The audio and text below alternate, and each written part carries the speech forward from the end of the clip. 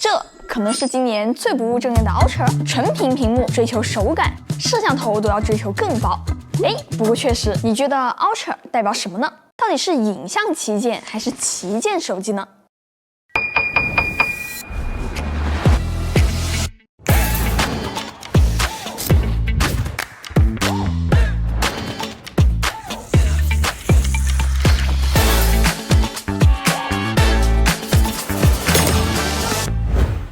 有一说一，这台 OPPO Find X8 Ultra 刚拿到手的时候，我甚至重新看了一遍盒子。这确實是 Ultra， 怎麼長得這麼正常？直邊框，白色磨砂玻璃，圓形的模組，沒有任何浮誇的設計，2個字形容：非常乾淨。關鍵有幾個細節我很喜歡。首先，屏幕是純平的，甚至都不是 2.5D， 就是平的。貼鋼化膜的小伙伴這回有福了。然後邊框的這個弧度處理的也很不錯，摸起來甚至感覺有點潤。而且之前很多 Ultra 不是很容易頭重腳輕嗎？它的攝像頭還盡可能的往上多靠了點，讓手可以托着更靠上的地方，重量也分配的很好，幾乎沒有什麼頭重腳輕的感覺，握在手裡面就是很順手。不過注意到這裡有2個按鈕了嗎 ？iPhone 這次更矮了哦。這個按鈕關係到我這一次覺得最有意思的功能。現在這個按鈕可以設置成一鍵閃記，名字很刻板，功能可一點都不刻板。你看這個消費記錄，按一下這個按鍵，然後它現在就已經記錄好了。這時候我去搜我上個月的火鍋是在哪家店吃的，它就能直接整理完，我還可以點進去看。再比如說我在機票界面這裡按一下。然後我們就可以在這裡搜索上個月這趟航班飛了多久。其實它把我們這裡面所有的內容都已經整理好了，像我們剛剛記憶的那個內容呢，它就在這裡。像這些記憶裡面呢，它每一個信息底下都有非常多的 tag。然後我們在小步記憶裡面，你還可以在這裡創建一個新的合集。那假如這裡面我創建一個超市，然後它就會把所有相關的信息都拖進來，就拖到這個新的超市合集裡面了，真的很好用。有時候為了記一些東西，可能會先截一個圖存着，這個按鈕直接包含了這一步，還幫你分析截圖裡面的內容。不過我來教產品經理做事啊，你看短按是分析屏幕，那長按可以做成語音速記啊，這樣子就能直接涵蓋我生活裡面80%以上的需求了。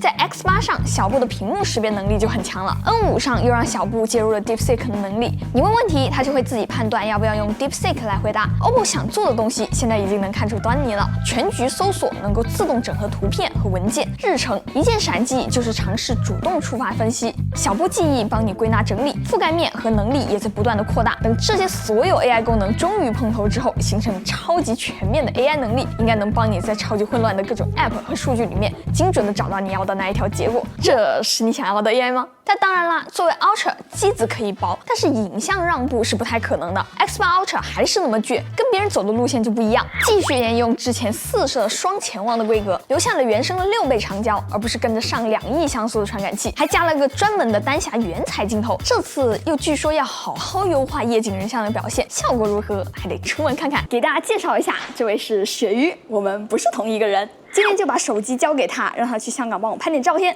保證完成任務。眾所周知，香港離我們很近，各種魔幻現實又很有赛博感的燈光充斥大街小巷，最適合刁難一下 X8 Ultra 了。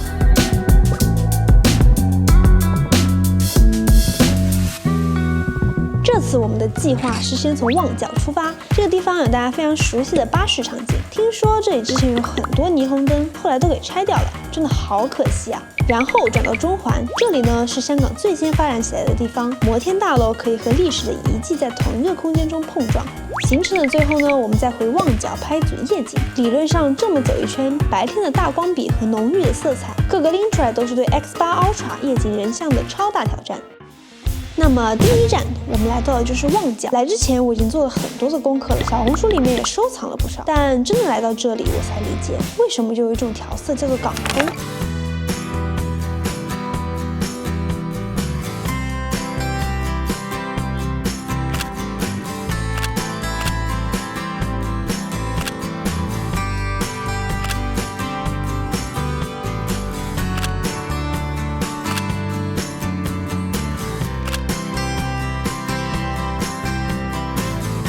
之后我们又去到了中環，很多人說這裡是最能代表現代香港的地標。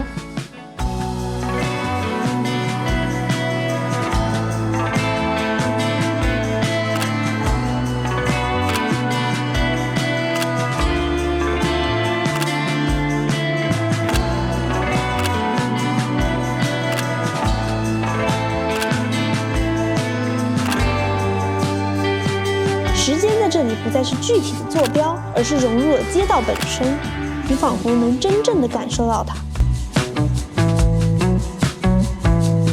之前我只是在別人的視頻裡看到過香港的有軌電車，這次趕路的時候，我也坐上了一輛叮叮車。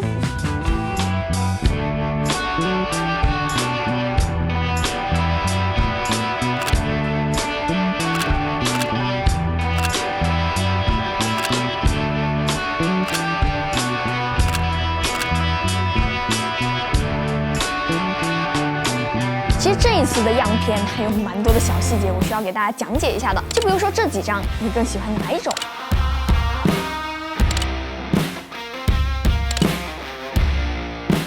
這個是大師模式了，它並不是所謂的專業模式啊。如果方便理解的話，可以理解成一個更完整、更加底層的質感模式。就比如說這張標準模式的高光壓得更加清晰，色彩更加豔麗。但是到了大師模式，樓被漫反射之後的漸變，層層遞進的感覺會更加明顯。這張怪獸大廈的照片，甚至能夠感受到每一層逐級變暗的光緻。但我沒想到的是，他們居然敢對標一下 XD 了。哎，那這不就巧了嗎？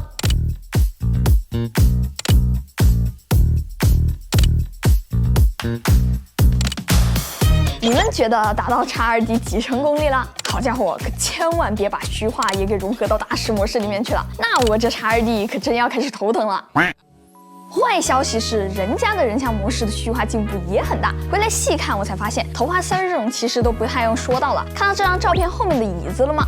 也能根據距離有一個景深的效果。還有這張確實挺好看的，但你看後面的光斑，往邊緣看，甚至模仿了相機的光斑口徑時。我從 XD 裡面找到了當時拍的照片，你別說，確實有點像。而且不知道你們有沒有發現啊？這一次他們去拍了夜景、霓虹燈場景、半山扶梯、黃黃綠綠的燈、叮叮車上面的燈，但膚色都有一種挺健康、有氣血的感覺，是不是還挺有意思的？這也是為什麼 OPPO 要用一顆獨立的單匣原彩鏡頭，通過分區處理畫面裡的每一塊的色溫，把膚色拍出自然的效果。如果把晚上那麼複雜的環境都搞定了，白天的環境也就輕鬆多了。我還注意到他們這一次的成片率也不錯，從白天到晚上，甚至长焦都很少抖動弧片，有時候你隨手一拍，哎，模糊的，但是下一秒，哎，騙你的。而且這一次長焦因為有2顆鏡頭，原生焦段覆蓋得更全，拍攝的時候構圖選擇也會多不少。給大家介紹一下工作室的新貓烤翅，阿比實在是太能動了，你看這些照片，跳起來真的很不好抓拍，還好當時我有錄屏，給你们看一下。就跟開了倍速一樣，待會兒給你們看一下效果。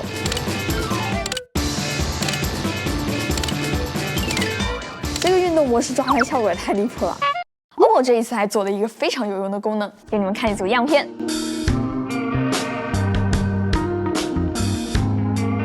但其實這裡都不是直出，而是用相冊裡面的 AI 後期整出來的。只要點這裡 ，AI 就會改出幾種不同的構圖、不同的濾鏡給你選。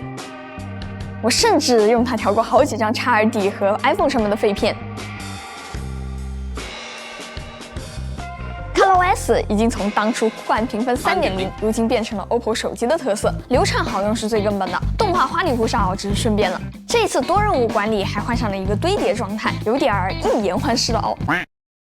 回到手機本身上來，電池更大了，換上了驍龍8至尊版，2K 屏，快充都在，再把超声波指紋塞進去，還用上了 OPPO 自研山海通信增强芯片。從這一次的配置也能看得出來，綠廠還是想做一台直品 Ultra 旗艦，感覺現在瑞廠吃到了之前的甜頭，既然效果不錯，那就繼續。影像超大杯也可以不是长短板分明的水桶，把模組做薄，把屏幕壓平，做出一台让你不只是拍照才拿出來，平時也願意一直握着的手機，其實也挺吸引人的，不是嗎？OK， 那麼以上就是本期視頻的所有內容啦。如果這期視頻還有點意思的話，記得給我點讚3連關注哦，對我來說非常重要。那我是天理，咱們下期再見吧，拜拜。